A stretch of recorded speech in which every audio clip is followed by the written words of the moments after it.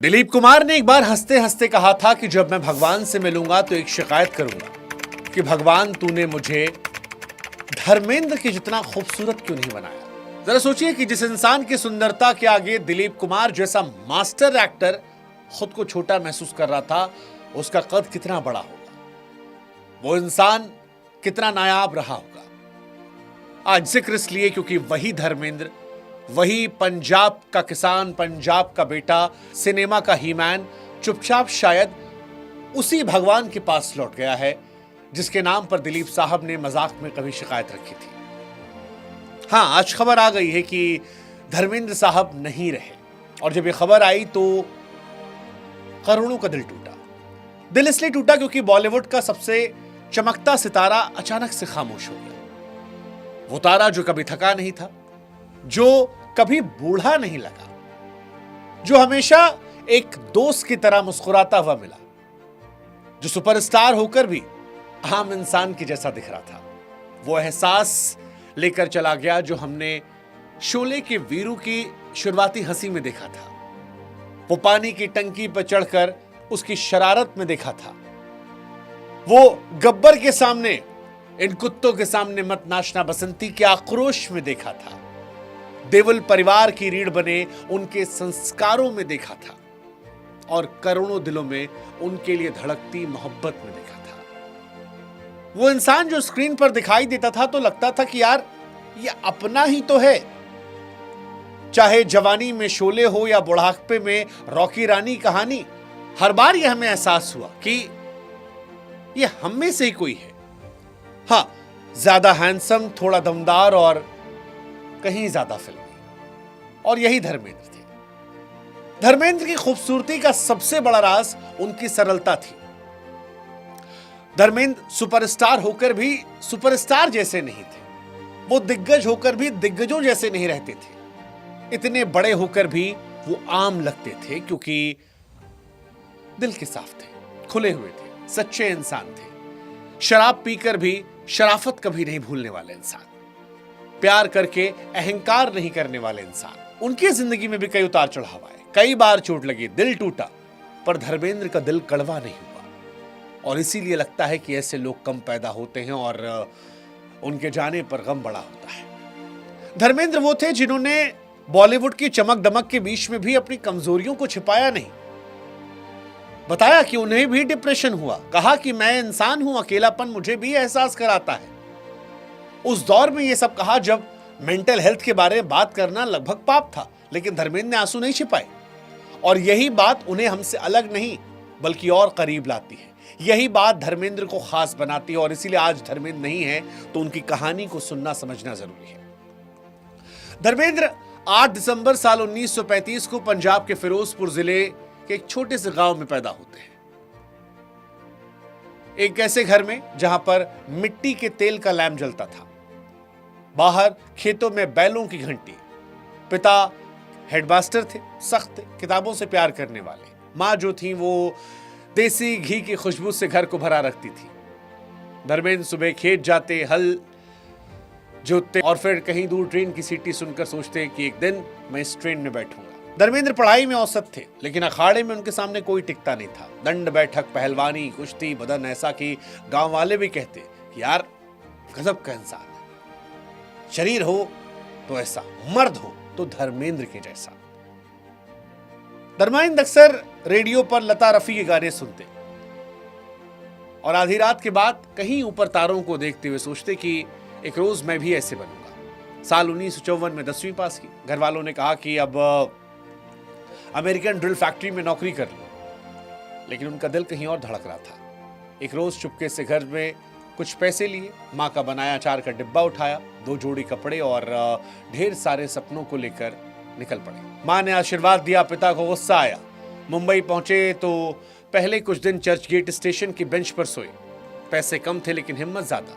Film fair के talent Hunt में line लगाई, सैकड़ों लड़के थे, लेकिन जब धर्मेंद्र का नंबर आया और जजों ने उन्हें देखा तो कहे यार ये तो हीरो है, ये तो असली मर्द है, देसी मर्द है, इसको हीरो बनना चाहिए। और मिल गई पहली फिल्म दिल भी तेरा हम भी तेरे, साल 1960। इसके बाद उस दौर की शुरुआत हुई जब राजेश खन्ना अमिताभ बच्चन की लड़ाई चल रही थी कि नंबर 1 कौन है, लेकिन उस दौर में धर्मेंद्र ही बॉलीवुड बन के बैठ गए थे। साल 1960 से 1980 तक बॉलीवुड अगर कोई एक चेहरा चुनना हो तो वो धर्मेंद्र होंगे, क्योंकि राजेश खन्ना का रोमांटिक जादू था, अमिताभ का एंग्री यंग मैन था, लेकिन धर्मेंद्र सब कुछ थे।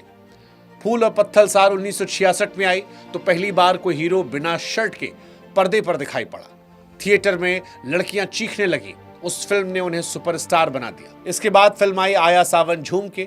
नूतन के साथ वो रोमांस आज भी देखो तो दिल पिघल जाता है।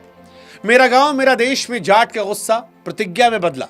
चुपके चुपके में शरारतें, सीता और गीता में हेमा मालिनी के साथ मस्ती, एक ही आदमी के 100 रंग थे। और फिर साल 1975 वो किरदार जिसने धर्मेंद्र को अमर कर दिया।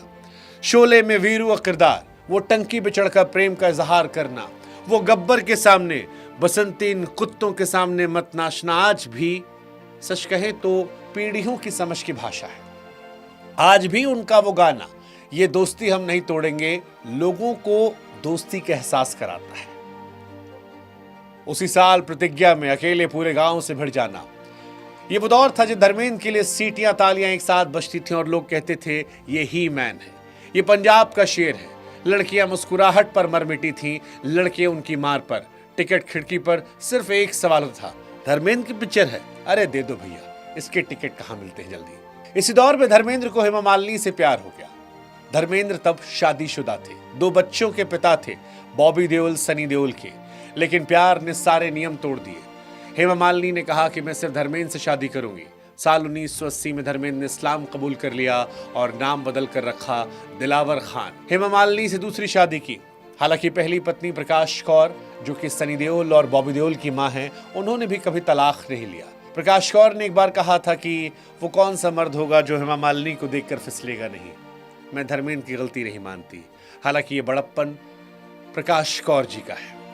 लेकिन धर्मेंद्र ने भी कभी छोड़ा नहीं, दोनों घर चलते रहे। 2 बेटे 2 बेटियां, सनी देओल बॉबी देओल और इधर ईशा आहाना। एक ही आदमी 2 घर, ढेर सारा प्यार, बिना शोर के, बिना किसी ड्रामे के। उम्र बढ़ती रही लेकिन धर्मेंद्र रिटायर नहीं थे, न टायर्ड थे न रिटायर्ड थे। जब बाकी हीरो रिटायर हो रहे थे तो धर्मेंद्र स्क्रीन पर आग लगा रहे थे। 2007 में अपने में एक साथ 3 पीढ़ियों को लेकर आए। यमला पगला दीवाना में बेटों के साथ मौज मस्ती की और 2023 में रॉकी रानी की प्रेम कहानी में वो किरदार निभाया जो उस उम्र में भी जब स्क्रीन पर आया तो बाकी सारे सितारे उनके सामने फीके पड़े नजर आए। धर्मेंद्र के बाल सफेद हो गए थे, आवाज धीमी पड़ गई थी, लेकिन आंखों में वही शरारत थी, वही मुस्कान थी, वही पंजाब की खुशबू थी। और फिर 24 नवंबर 2025 सुबह सुबह फोन बजता है, कोई कहता है कि धर्मेंद्र नहीं रहे। पहले लगा कि शायद पिछली बार की तरह इस बार भी अफवाह है, लेकिन जब सच पता चला तो मानो जैसे कोई अपना चला गया। सोशल मीडिया पर अब धर्मेंद्र की पुरानी क्लिप्स लोग शेयर कर रहे हैं। कोई वीरू को टंकी पर चढ़ा रहा है, कोई ठाकुर का बदला दिखा रहा है, कोई बसंती वाला सीन दिखा रहा है, कोई धर्मवीर की कहानियां सुना रहा है। लोग रो भी रहे हैं लेकिन मुस्कुराहट के साथ। ऐसा इसलिए क्योंकि धर्मेंद्र ने कभी रोना सिखाया ही नहीं, हंसना सिखाया, जीना सिखाया।